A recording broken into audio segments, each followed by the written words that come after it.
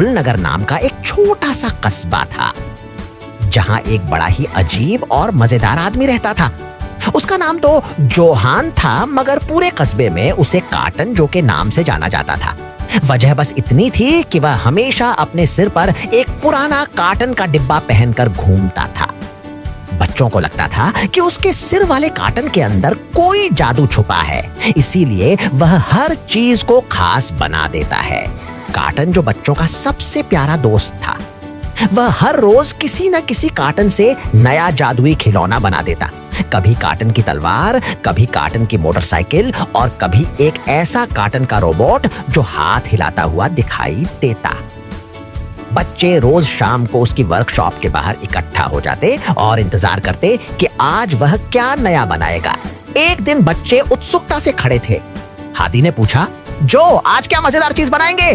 जो ने अपना काटन थोड़ा ऊपर उठाकर आंख झपकाई और बोला, आज हम एक उड़ने वाला काटन जहाज बनाएंगे। यह सुनते ही बच्चों की खुशी का ठिकाना नहीं रहा। सभी बच्चे एक ही पल में वर्कशॉप के अंदर घुस गए। जो ने एक बड़ा काटन उठाया और उसका आकार जहाज जैसा बनाना शुरू किया। उसने काटन पर पंख बनाए, आगे एक छोटी खिड़की काटी और फिर उसे रंग बिरंगी पेंटिंग से सुंदर बना दिया। बच्चे भी उसका साथ दे रहे थे। कोई रंग भर रहा था, कोई कागज चिपका रहा था और कोई छोटे छोटे हिस्से जोड़ रहा था। हंसी मजाक के बीच काम तेजी से चल रहा था। थोड़ी ही देर में शानदार काटन जहाज तैयार हो गया।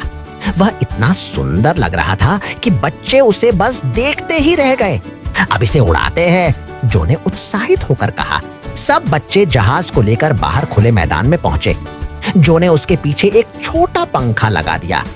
उसने बच्चों को थोड़ा दूर खड़े होने को कहा और फिर जोर से बोला, तैयार हो। तैयार है, बच्चे चिल्लाए। जो ने पंखा ऑन किया और देखते ही देखते काटन का जहाज हवा में उठ गया। बच्चे आश्चर्य से उछल पड़े। पहले वह कुछ ही फीट ऊपर गया, लेकिन फिर उसमें से हल्की हल्की चमक निकलने लगी। जहाज गोल गोल घूमने लगा, जैसे सच में कोई जादू चल रहा हो। ये कैसे हो रहा है? हादी ने हैरानी से पूछा, जो खुद भी अचंभे में था। शायद सच में ये जादू ही बन गया है, उसने धीरे से कहा।